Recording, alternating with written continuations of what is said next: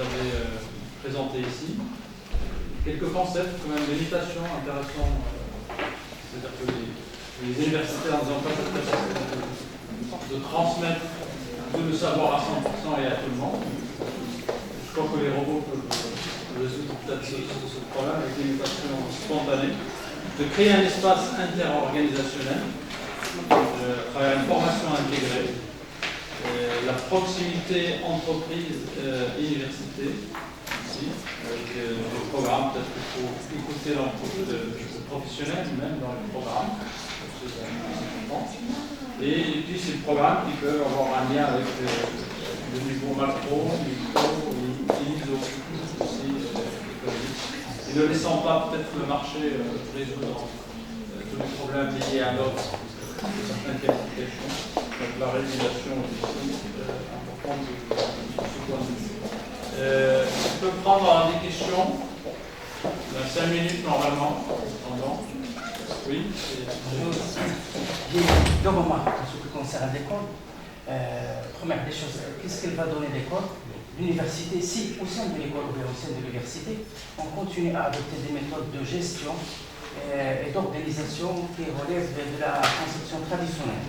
Donc, s'il est pauvre, l'université en termes d'organisation de gestion, elle est pauvre. Elle ne donne rien sur ce plan à l'étudiant. Ça veut dire, est-ce que les professeurs ont la capacité d'innover au niveau des méthodes de formation pour que l'école soit riche et donne plus aux étudiants? En ce qui concerne l'entreprise, qu'est-ce qu'il va donner l'entreprise à l'école si l'entreprise continue à adopter les modèles d'organisation et de gestion qui relèvent de Taylor, de Ford, etc. Et on peut remarquer que la plupart des entreprises continuent à adopter la méthode traditionnelle. Donc, qu'est-ce qu'elle va donner à l'université? Merci, monsieur. Alors, c'est un système relationnel, comme je vous disais tout à l'heure, je vous dis qu'il faut créer un système relationnel.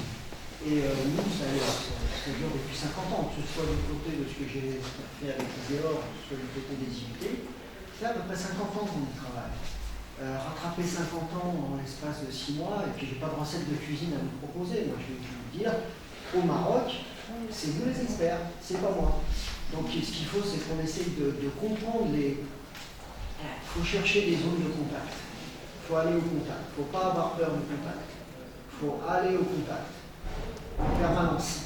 Et dire, tiens, j'enseigne la gestion de stock, par exemple, la gestion de stock, beaucoup de gens disent que ce n'est pas applicable. Moi, j'ai utilisé les méthodes de gestion de stock en entreprise, comme mes étudiants partent en stage, en alternance, puis à un moment donné, on disait, faites-moi une méthode de gestion de stock. Et chaque fois, on va travailler les méthodes de gestion de stock, et j'arrive à prouver aux entreprises, vous voyez, c'est écrit dans le bouquin sur la gestion de stock, ça. C'est écrit dans le livre, pourquoi vous n'appliquez pas? Pourquoi vous n'appliquez pas la loi normale quand vous voulez chercher le bon stock de sécurité? Pourquoi vous n'appliquez pas les méthodes probabilistes pour optimiser le niveau des stocks? Il suffit d'utiliser un tableur, on met les historiques de consommation, et rapidement, on s'aperçoit qu'on tombe à peu près dans quelque chose de l'usage. Est-ce que c'est le meilleur? Je ne sais pas. Par contre, quand quelqu'un vient dire à une entreprise, ah non, vous faites du stock, vous n'avez rien compris au problème. Qu'est-ce que je vais leur dire? Je vais leur dire simplement qu'à Saint-Étienne, on a des entreprises aujourd'hui qui travaillent dans le textile pour Zara, par exemple. Comment font-elles pour s'en sortir? Il faut aller au contact, il faut aller voir pourquoi ils ont un stock aussi important. Tout simplement, c'est pour répondre à une demande qui doit être faite en 3 semaines. S'ils n'avaient pas le stock, ils ne pourraient pas le faire. Si quelqu'un leur dit vous supprimez le stock, ils sont morts. Or, la mode du zéro stock a suicidé beaucoup d'entreprises. Parce qu'on ne s'est pas intéressé aux besoins réels sur le processus approvisionnement-consommation. Et ça, c'est peut-être nous qui allons refaire découvrir aux entreprises. Des fois, elles tâtonnent, un peu comme un aveugle dans un couloir. Puis nous, on va arriver, tiens, on va essayer. Allez, on va faire un historique des consommations, on va faire une statistique. Est-ce que ça ressemble à une distribution normale? Ouais, on va définir un stock de sécurité. Est-ce que mon calcul de coût, c'est la même chose? Combien d'entreprises appliquent correctement le calcul de coût? Presque zéro. On fait n'importe quoi en calcul de coût. Mais comment je l'ai découvert ça? En allant dans les entreprises pour voir les résultats que ça avait. c'est ça qu'il faut se poser, les vraies questions. C'est dire quand est-ce qu'on rentre en contact et pourquoi on rentre en contact. Je crois que le moment des stages des étudiants, c'est le moment idéal où on va rentrer avec les entreprises, parce que c'est là où, en fait, c'est le professeur qui va encadrer le stagiaire du côté, on va dire, théorie, etc., méthodologie, etc. Mais en même temps, il y a cette liaison, parce que au niveau de l'entreprise, il y a le tuteur, même ici en Maroc. Moi, j'ai enseigné à l'ECG, j'ai enseigné à l'ESA avant que je parte à la faculté des sciences. Donc, il y avait cette liaison qui se fait par l'intermédiaire de l'étudiant. Et par cette les situations qu'on vivait, donc, ça me donnait une inspiration à adapter aussi mes cours selon les besoins. On partage la même expérience. Voilà, exactement. On partage la même expérience, Ouais. c'est cette curiosité qu'il faut avoir quand on est enseignant, c'est de dire ça ressemble pas à ce qu'il y a dans les bouquins, pourquoi il y a un écart. Exactement. Donc voilà, il faut essayer de se bagarrer là-dessus. Ça demande à chaque fois d'être crédible. Donc, plus on a d'expérience, plus on a plus d'expérience, plus on est crédible. Et donc le professeur doit être un inlassable nomade qui va assurer le cheminement entre les deux. C'est à cette condition-là qu'on va pouvoir remplir l'espace international et qu'on va pouvoir le nourrir de nos ambitions qui sont à la fois sociales et économiques. Voilà, on a les deux, donc forcément on veut de la promotion sociale, on veut que nos étudiants réussissent, on veut qu'ils soient compétents, on veut qu'ils gagnent beaucoup d'argent. Moi je leur dis toujours, moi vous devrez payer ma retraite. On n'y est pas encore, mais vous devrez payer ma retraite. Comment vous allez faire? Si vous n'appliquez pas le modèle que je vous apprends, ou si vous ne réfléchissez pas in situ à ce qui se passe, ce sera fini. Et nous, on pratique beaucoup l'accompagnement, le tutorat, pour les alternants, on ne les laisse pas partir à la vedette. On surveille ce qui va se passer. Très bien. Toute question, on peut passer à la présentation suivante. Donc, mademoiselle Selma, relation université et d'entreprise et promotion de l'innovation dans les territoires au Maroc, une lecture basée sur le modèle de la triple doctorante qui nous vient de Meknès. C'est la parole. Alors bonjour, merci à tous. Donc je voudrais partager avec vous une petite lecture qui rejoint un peu ce qui vient d'être dit, sauf que ça s'inscrit beaucoup plus dans les sciences économiques plutôt que dans les sciences de gestion. Donc c'est une lecture sur les relations université et entreprise et le rôle dans la promotion de l'innovation dans les territoires au Maroc. Donc avant de faire cette lecture, je vais présenter très rapidement les principaux concepts qui seront mobilisés. Donc pour ce qui est de l'innovation, on a retenu l'innovation de l'OCDE qui parle un peu de l'objet. Donc vous avez, il y a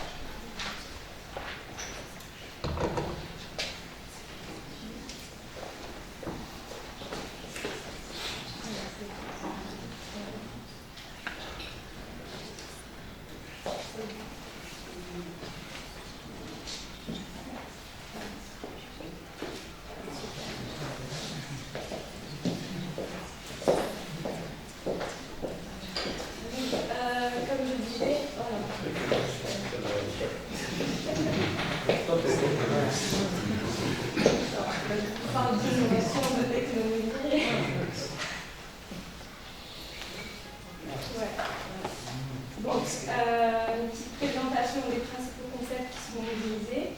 Ensuite, une petite présentation de l'innovation au Maroc, les stratégies qui ont été faites, l'écosystème et le bilan, avant de mobiliser le modèle de la triple hélice.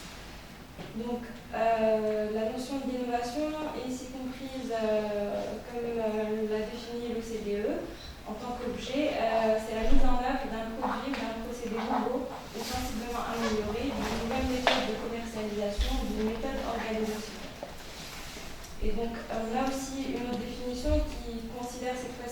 acteurs de l'innovation. L'innovation englobe l'ensemble des utilisateurs, des fournisseurs, des consommateurs, que ce soit dans les administrations publiques, les entreprises ou les organismes à but non lucratif. Donc, on voit un peu que l'innovation peut être définie de plusieurs manières en fonction de sa finalité et qu'elle concerne une multitude d'acteurs et qu'elle porte en elle un certain caractère transversal. Pour ce qui est de la notion du territoire, on l'envisage ici en tant que paradigme, parce que l'essor de la notion du territoire a complètement bouleversé les anciens paradigmes utilisés avec les politiques du haut vers le bas. Et ici, il est nécessaire de faire une petite distinction entre le territoire donné et le territoire construit. Donc le territoire donné, c'est celui c'est l'espace. Donc c'est un découpage politique, administratif, et le territoire construit qui relève plus de l'appropriation des acteurs de l'espace auquel ils appartiennent. Et donc ici, nous considérons le territoire donné et le territoire construit comme deux concepts qui sont inséparables. Donc la rencontre entre le concept de l'innovation et le concept de territoire, de développement territorial, a donné lieu à de nombreux travaux que l'on retrouve dans une analyse assez intéressante faite par Bernard Becker dans le tournant territorial de l'économie mondiale. Et il rassemble un peu l'interaction entre l'innovation et le développement territorial dans ce qu'on appelle l'économie cognitive. Et voici quelques principaux travaux. Et ce qui est intéressant dans tous ces travaux, c'est que peu importe l'école, peu importe la discipline, on retrouve toujours que les auteurs soulignent l'importance du rôle entre les acteurs et que l'innovation n'est pas un processus unilatéral, mais ça dépend des relations entre plusieurs acteurs. Donc c'est dans ce cadre-là qu'on va choisir par la suite le modèle de la tripolis. Je reviendrai par la suite pour expliquer un peu ce que c'est. Donc ensuite, qu'est-ce que l'innovation au Maroc? Donc c'est très difficile de parler d'innovation, donc on pourrait donc là, pour essayer de présenter un peu l'innovation au Maroc, on peut parler des politiques qui ont été faites à ce sujet. Donc on voit très bien que depuis les années 2000, il y a une multitude de politiques de promotion de l'innovation qui concernent le renforcement des relations université-entreprise, qui portent uniquement sur un acteur bien précis. Alors, malgré les efforts fournis, le bilan est un peu mitigé. Donc voilà, là, on va parler de l'écosystème. Quels sont les acteurs qui contribuent à l'innovation au Maroc? Donc si on voit, il y a plusieurs indicateurs et le principal qui est le plus utilisé, c'est celui du dépôt de brevet d'invention. Donc si on voit la nature des déposants, on voit très bien que les universités jouent un rôle beaucoup plus important que les autres acteurs dans les dépôts de brevets d'invention. Et voilà. Donc, pour ce qui est des réalisations, donc le Maroc figure parmi les pays les pays intermédiaires qui ont une performance d'innovation assez importante comparée à l'Égypte, l'Algérie et la Tunisie. On voit une position qui s'améliore d'année en année. Mais donc voilà, c'est les positions du Maroc. Mais la performance reste toutefois assez aux moyens qui ont été mobilisés. La performance reste un peu médiocre. Et si on voit un peu, par exemple, les brevets d'invention déposés au Maroc, on va voir que le pourcentage de dépôts de brevets d'invention faits par les Marocains sont vraiment très très minimes. C'est un pourcentage qui ne dépasse pas les 10%. C'est beaucoup plus des dépôts déposés par les étrangers.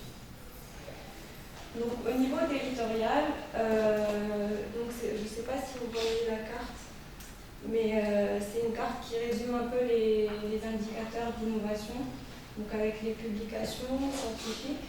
Donc on voit très bien que les sciences exactes sont les plus, et pèsent le plus. la région de Casablanca rassemble 34% des dépôts de brevets d'invention et que toutes les régions ont un pourcentage qui est vraiment très, très minime, qui ne dépasse pas les 3%. Pour toutes les régions. Donc là, à partir de ces indicateurs, donc c'est une présentation qui est assez sommaire, qui n'est pas du tout exhaustive, mais à travers cette lecture, on peut essayer de placer le système d'innovation au Maroc dans le modèle de la triple hélice. Alors, puisque le modèle de la triple hélice, c'est un modèle qui a été conçu par des sociologues d'innovation et qui étudie les interactions entre le gouvernement, l'entreprise et l'université, plaçant l'université au centre. Donc le modèle de la triple hélice a fourni le thème de 3 grandes conférences qui portaient sur la capacité des territoires à conduire un changement structurel. Elles sont parties du constat que certaines régions comme New York ou comme la Suède, qui possédaient des ressources en recherche et développement significatifs, ont été à la traîne dans la création d'industries high-tech. Donc comment mieux utiliser les ressources, rattraper le retard ou aller de l'avant. Donc c'est là qu'est née la notion de triple hélice, qui est inspirée du modèle que vous voyez là de l'ADN, où tous les acteurs sont entremêlés. Et donc, voilà, donc l'idée de base qui fonde le caractère opératoire de la triple hélice, c'est que les interactions de réseau génèrent des attentes mutuelles entre les 3 sphères institutionnelles. Et ces transformations institutionnelles coévoluent avec le développement de technologies et de marchés. Cela revient à reconnaître le rôle actif mais non totalisant des gouvernements dans la science, la technologie et les politiques innovatrices. Donc, pour faciliter les ajustements structurels, il peut fonctionner pour stimuler le développement des réseaux à travers les frontières institutionnelles entre les 3 sphères. Donc, partant de cela, le modèle de la triple hélice illustre l'incorporation successive d'éléments de l'interaction à chaque étape de la conception des produits innovants. Donc 3 périodes sont identifiées. Donc, nous avons la triple hélice 1, où il y a une séparation institutionnelle entre les sphères académiques, industrielles, entreprises de manière générale et gouvernementales. Et il y a également une séparation des flux de connaissances entre les 3 sphères. Ensuite, on passe à la triple hélice 2, où il y a une tentative de production d'un cœur interne de chevauchement parmi les institutions de la triple hélice 1. Donc, ces cœurs de chevauchement sont ensuite institutionnalisés à des degrés plus ou moins forts. Ensuite, arrivé à la 3e étape, les universités développent des comportements entrepreneuriaux comme le marketing knowledge et la création d'entreprises, tandis que les firmes développent une dimension académique, partageant les connaissances avec chacune des autres sphères et entraînant les employés à des niveaux de compétences plus élevés. Autrement dit, les chercheurs du monde académique deviennent des entrepreneurs et commercialisent leur propre technologie. Les entrepreneurs travaillant dans des laboratoires universitaires ou des bureaux de transfert technologique. Les chercheurs du secteur public travaillent en même temps dans les entreprises privées. Les chercheurs des secteurs universitaires et industriels gèrent des agences régionales de transfert technologique. Donc il y a un certain mélange. Je ne sais pas si M. Garcia va être d'accord. Mais je ne suis pas d'accord sur l'état initial. D'accord. Alors, donc on verra par la suite si vous serez d'accord sur la lecture qu'on fera du modèle marocain.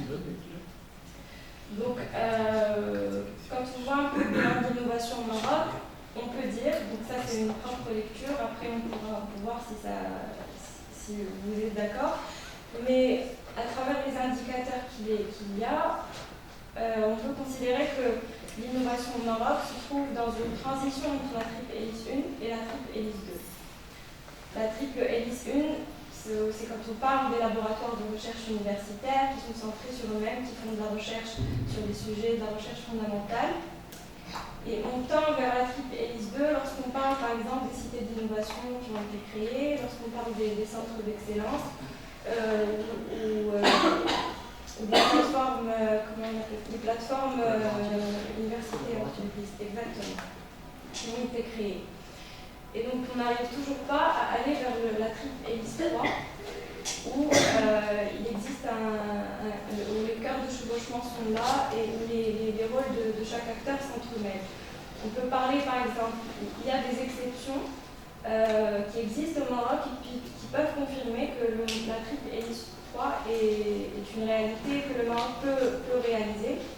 Je vous donne l'exemple de la Fondation Massir, qui est une fondation indépendante et qui recrute des doctorants, qui vend des produits d'innovation qu'elle réalise. Ou encore les entreprises comme l'ECP, par exemple, qui créent des think tanks, des centres de recherche qui jouent un rôle très déterminant dans la réflexion au Maroc.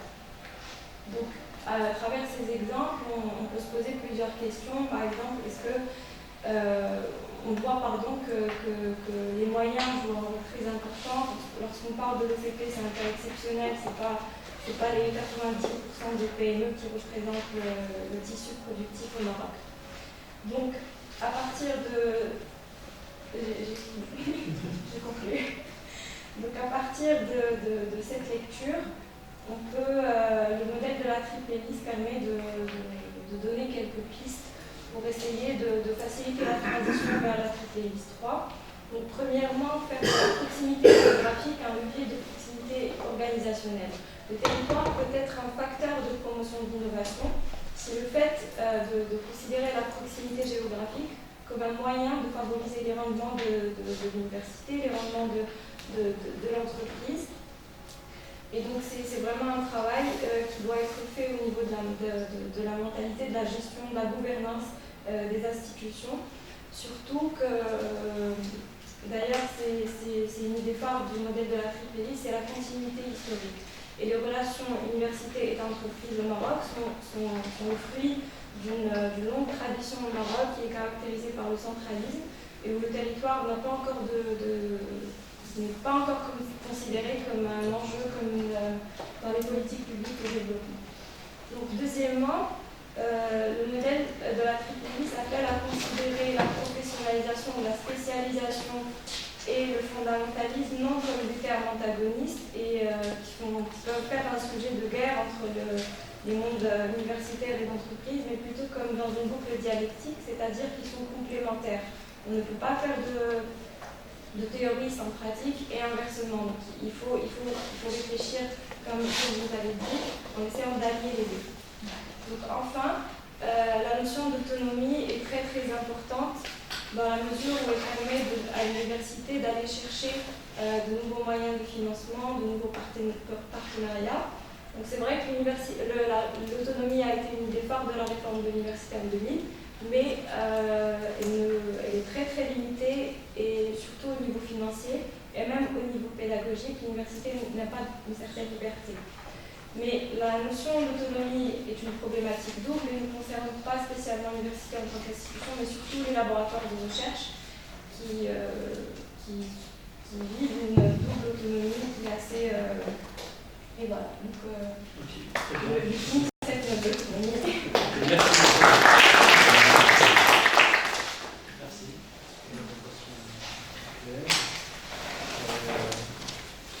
Voilà, je viens d'apprendre quelque chose. C'est vrai que sur cette idée que vous développez là, au niveau de ces étapes, on va dire, pour arriver à un territoire où il y a des innovations, cette relation État, université, entreprise, les pays qui ont réussi, qui sont au niveau des frontières de l'innovation, c'est quelque chose qui existe en fait. S'il n'y avait pas la recherche fondamentale dans les Silicon Valley, il n'y aurait pas de Silicon Valley du tout. Donc là, ils ont manqué d'ingénieurs. Ils ont dû D'accord. aller les chercher. C'est la recherche fondamentale quand même, il est fondamental et puis tout l'écosystème après. C'est pour ça qu'il y a des problèmes de dimension en fait. Si on a un territoire qui est déserté par les entreprises, même si on a une université performante, ça ne va pas marcher. Par contre, si on a des entreprises qui n'ont pas besoin d'université, je pense des travaux de sous-traitance, par exemple, il n'y aura pas besoin d'université, il n'y aura pas d'effet d'entraînement. Et pour que la triple hélice fonctionne comme vous souhaitez, je pense qu'il faut des dimensions suffisantes. C'est comme des espèces en voie de disparition, on tombe en dessous d'un certain niveau, on ne peut plus. Donc il faut arriver à dimensionner des morceaux d'université et des morceaux d'entreprise de façon adaptée à ce développement. Et alors nous, principalement, en gros, on dit en France, on n'a pas la place de mettre une université quelque part, on va mettre un musée. En plus, c'est plus d'ailleurs. On va mettre une structure un peu plus petite, qui n'a pas une grosse vocation de recherche. Voilà. On va essayer de développer les techniques quand même. Après, on va essayer d'attirer les entreprises. L'autre problème qu'on a eu dans les années qui ont précédé, on a exporté notre savoir-faire au Mexique, l'université technologique.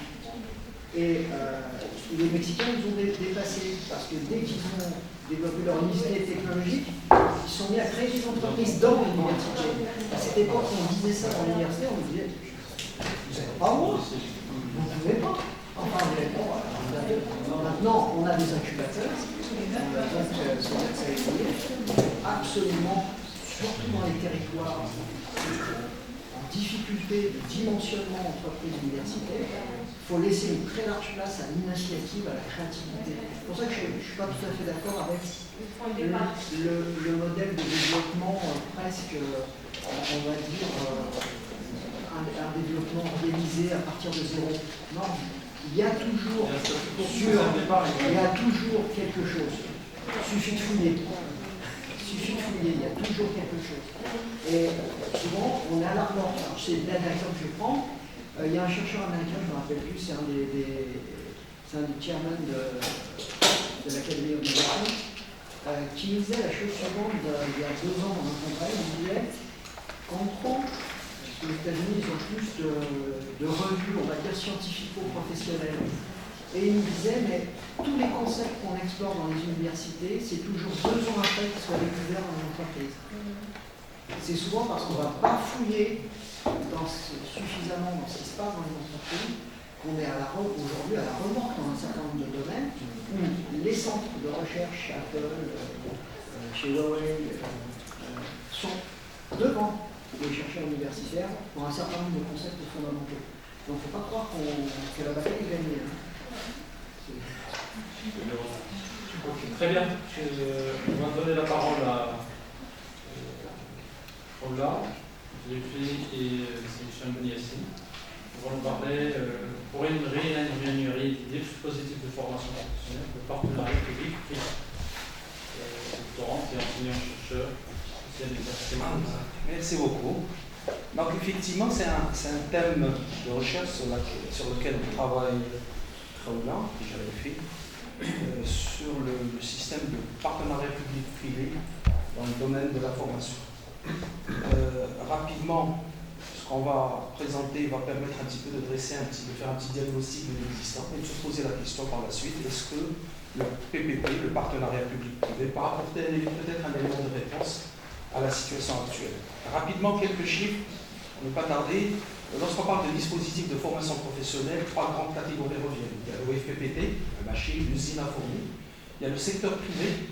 L'effectif des établissements est très important, 1330 sur l'ensemble. Et il y a aussi d'autres départements formateurs, tels que l'agriculture, le tourisme, l'artisanat, pêche maritime, etc., jeunesse et sport, et j'en passe. Donc tout ceci pour dire qu'on dispose de 1845 établissements de formation professionnelle. Ces 1845 ont diminué, c'est-à-dire leur nombre a diminué avec le temps parce que beaucoup d'établissements privés en difficulté disparaissent, beaucoup d'établissements publics disparaissent, et l'OFPPT, il faut savoir qu'elle a multiplié par 2 le nombre d'établissements, son offre de formation depuis 2000. De 2000 à 2018, en 18 ans, ils sont passés de 180 à presque 341, et donc c'est assez important. Là, on voit la machine qui s'est mise en place. Un autre élément qui est important, c'est que l'OFPPT dispose d'une capacité d'accueil par établissement moyenne, une capacité d'accueil moyenne de 900. C'est des machines, c'est effectivement des usines à fournir, c'est des établissements de grande envergure. Contrairement au secteur privé, qui sont des écoles petites, une moyenne de 50, et aux opérateurs publics, 142 en moyenne. Les autres ne pouvaient pas. Autre élément qui permet de faire voir tout ça, c'est que quand on voit 72% des établissements sont privés, avec une faible capacité d'accueil, ceci nous montre effectivement que leur formation, l'effectif qu'ils vont former, est assez réduit, quand même. Mais il y a un élément qui est important, c'est aussi la capacité ou le taux d'encadrement de ces personnes, le nombre de formateurs. on voit parfaitement que les établissements privés et l'OFPPT, 2 machines à former, 2 effectifs assez importants, recrutent à eux seuls à peu près 90% des formateurs, alors que les autres départements, il n'y a que 1900, à peu près 2000 formateurs. Ce qui nous donne un taux d'encadrement qui est très faible, que ce soit principalement au niveau du public, que ce soit au niveau de l'OFPPT, qu'au niveau des autres établissements. Un élément aussi marquant, c'est les effectifs des stagiaires. Bien que les établissements privés sont nombreux, l'OFPPT forme à peu près 70% des stagiaires.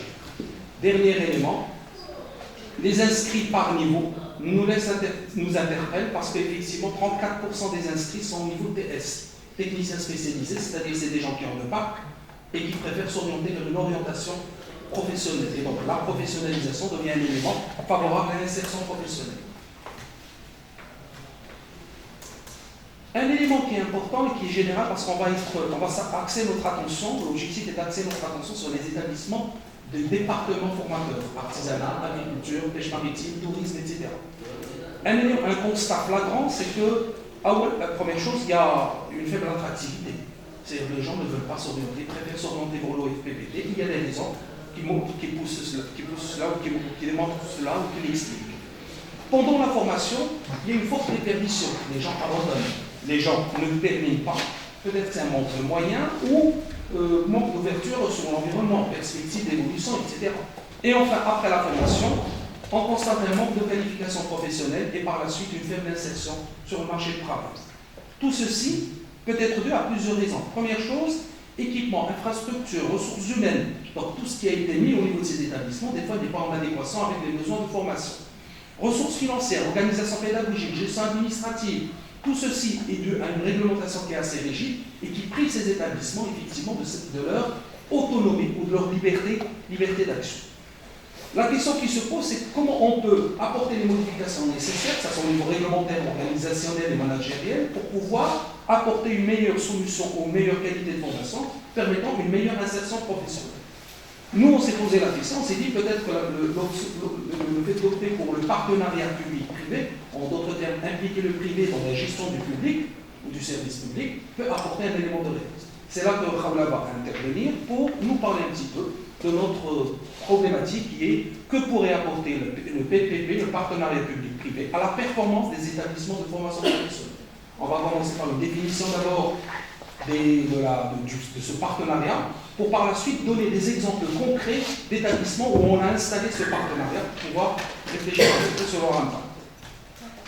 Selon la loi numéro 86/12, les contrats de partenariat public-privé sont définis comme un engagement de durée déterminée par lequel une personne publique confie à un partenaire privé la responsabilité de réaliser une mission globale de conception, de financement, de construction, d'exploitation d'un ouvrage ou de prestation de services nécessaires à la fourniture d'un service public.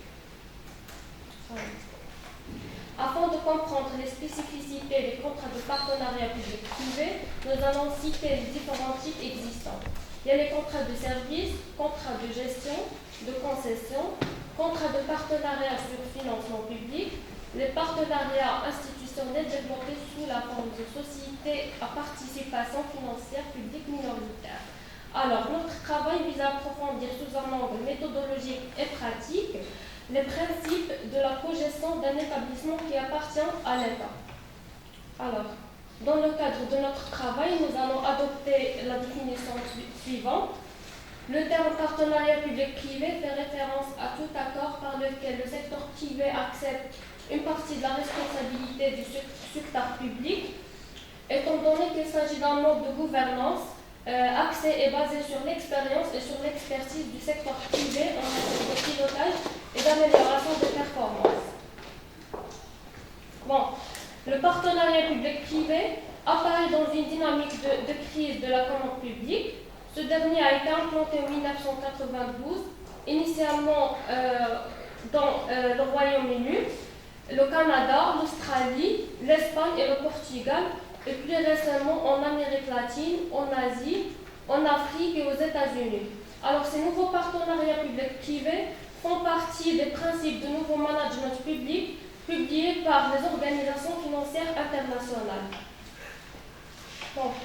Ce nouveau mode de gouvernance que devraient suivre les gestionnaires et les responsables des établissements publics est axé sur plusieurs principes, parmi lesquels nous trouvons l'amélioration de la qualité de l'offre de formation, l'exigibilité des résultats et le transfert de risques.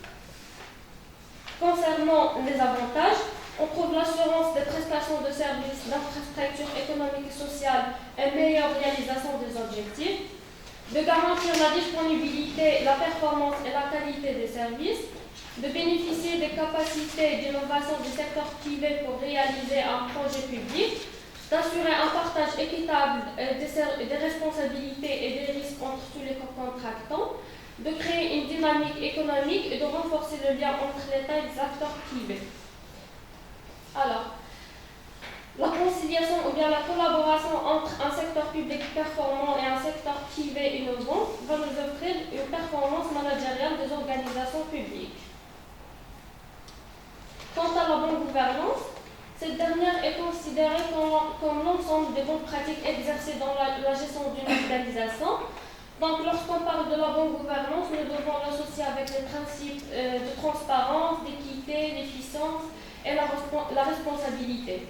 Donc, il devient nécessaire de concevoir une gestion qui respecte ces principes et qui s'appuie sur la professionnalisation de tous les acteurs du système et d'avoir un dispositif qui s'intéresse et qui insiste sur l'importance du perfectionnement des professionnels. Je cède la parole à Vassili. La gouvernance, lorsqu'on parle de gouvernance, donc de gestion et effectivement PPP, partenariat public-privé, on a essayé de voir des cas pratiques. On a participé au montage de 4 projets, 2 en agriculture, 2 en artisanat, et où on va implanter ce système, ce mode de gouvernance. L'objectif du travail de Raoula va être un petit peu de faire le suivi de ces projets, d'analyser la performance, l'impact, pour pouvoir venir par la suite évaluer le degré de concordance entre ces modes de gestion par rapport à l'ancien mode de gestion. On a un institut à Fès sur l'artisanat de service, un institut à Meknès sur les métiers du verre qui va être implanté. Au niveau du secteur agricole, on a un projet sur la boulangerie-pâtisserie, un autre projet à Ouazzane sur l'élevage caprin et la valorisation du lait de chèvre, et tout ceci en partenariat avec les opérateurs privés. On ne va pas présenter l'intégralité des projets, on va parler d'un seul projet, notamment celui de Fès. On voit un petit peu un panaché d'intervenants, de partenaires qui participent effectivement à la réalisation, qui ont participé au montage et à la restructuration de cet établissement de formation. Première chose, il y a le secrétariat d'État chargé de l'artisanat, de l'économie sociale, etc. Et effectivement, la chambre d'artisanat, 2 partenaires publics qui vont participer effectivement à l'implantation, l'organisation et la mobilisation des professionnels.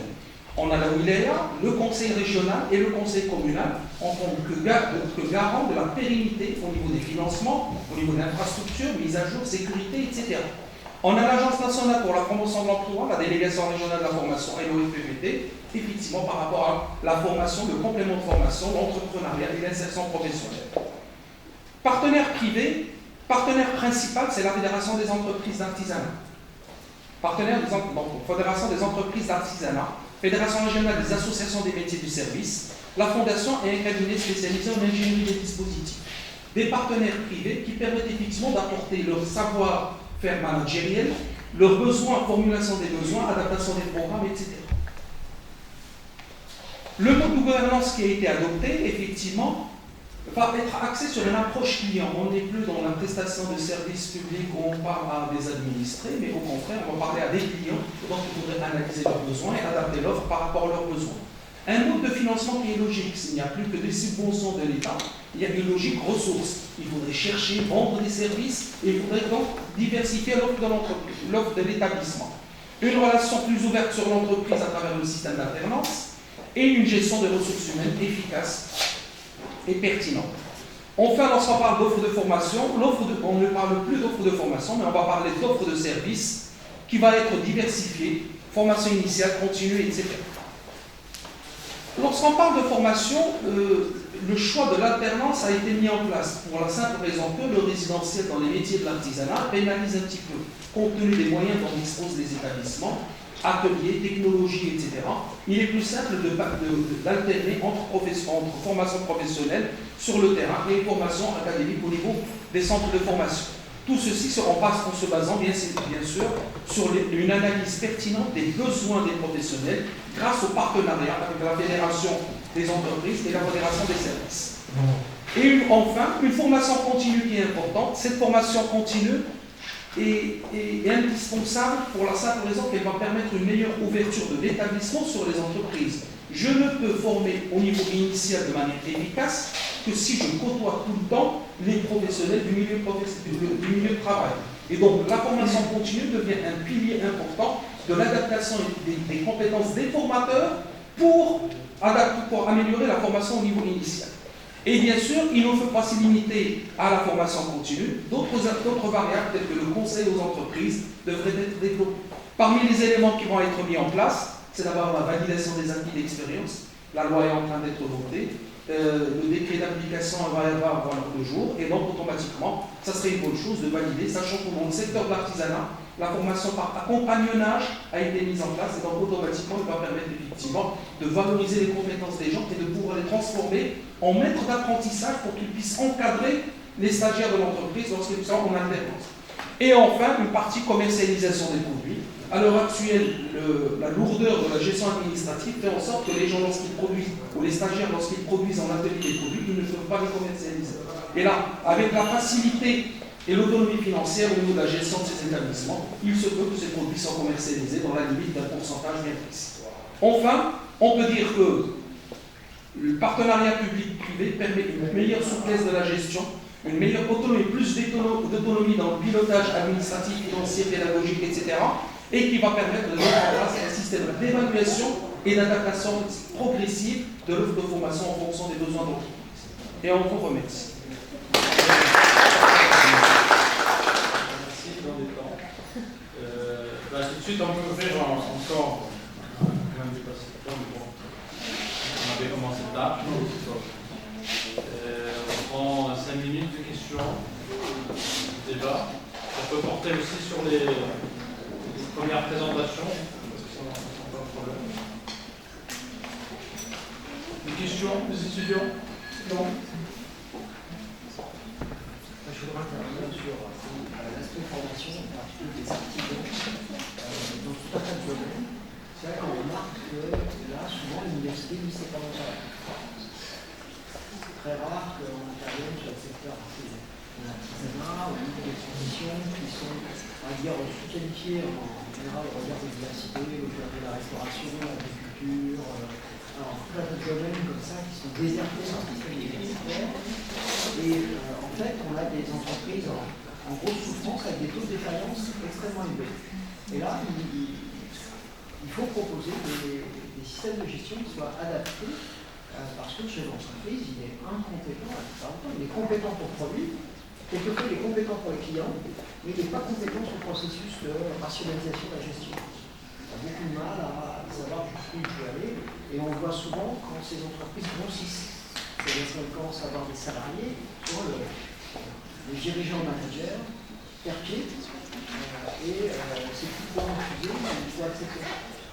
Souvent, il y a une connaissance d'entreprise. Et là, c'est à dire est-ce que c'est du domaine universitaire ou pas. Par contre, il faut trouver des modèles spécifiques de gestion allégés, agiles. Et là, c'est du domaine de la recherche en sciences de la gestion, sur quoi on doit intervenir, mais aussi dans le domaine financier, sur quoi on doit intervenir.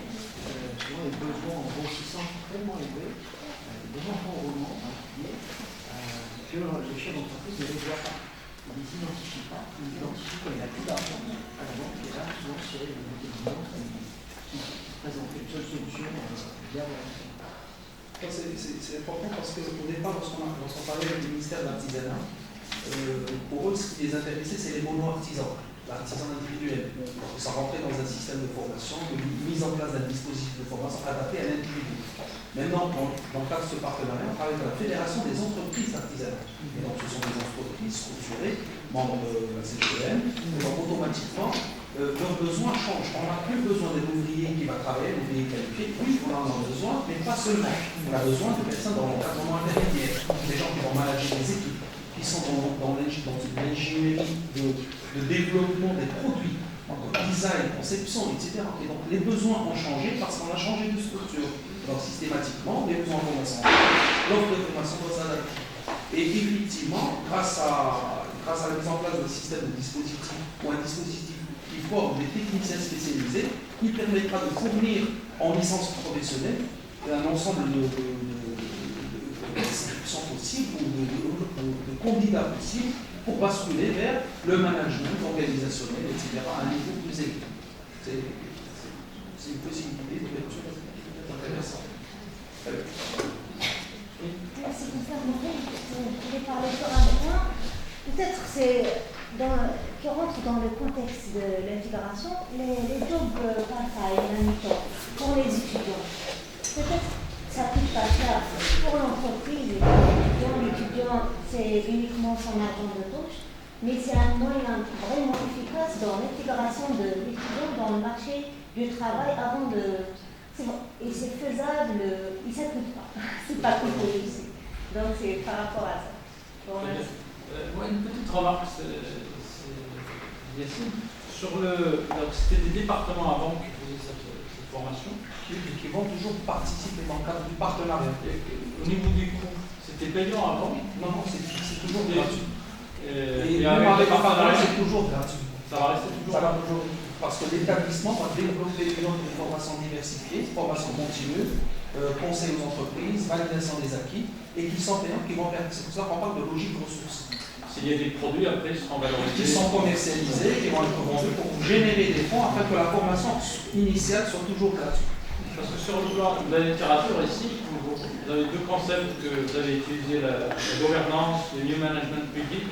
Là, c'est des choses aussi, il y a des côtés négatifs sur ce point-là. Il faut peut-être faire ça. C'est une nouvelle expérience, c'est une première, on va commencer, on est en train de réaliser dans le cadre du Millennium Challenge en part 2 avec les Américains, c'est un financement américain. Et donc ils sont là pour pouvoir tester, on va le tester dans 14 établissements. Et nous, on est derrière, on va accompagner 4 établissements, les 4 établissements qui sont très bien. D'autres remarques ou questions? Je n'en ai pas, donc on va clore. Normalement, il y a une pause café qui est prévue à 16h, mais voilà. Merci à tout le monde. Et,